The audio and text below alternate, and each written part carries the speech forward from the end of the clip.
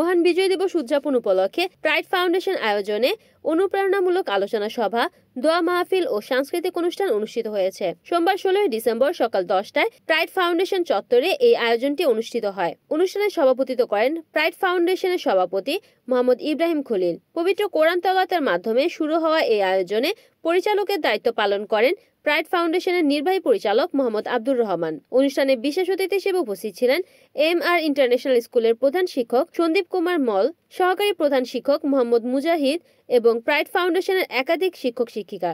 আলোচনা সভার পাশাপাশি দিনব্যাপী বিভিন্ন আকর্ষণীয় কার্যক্রম ছিল উপস্থিতিদের মনোমুগ্ধকর। শিশু কিশোরদের অংশগ্রহণে চিত্রাঙ্কন প্রতিযোগিতা, দেশাত্মবোধক গান, ক্রীড়া প্রতিযোগিতা এবং সাংস্কৃতিক পরিবেশনা ছিল আয়োজনের প্রধান আকর্ষণ।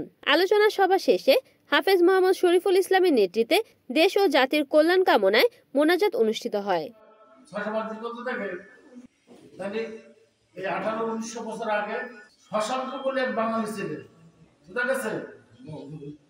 শশাঙ্ক নামের বাঙালি ছিলেন। এই বিজয় দিবসে প্রাইড ফাউন্ডেশন কর্তৃক আয়োজিত MR ইন্টারন্যাশনাল স্কুল কর্তৃক আয়োজিত এবং সুরায়া সুলতানা এতিমখানা।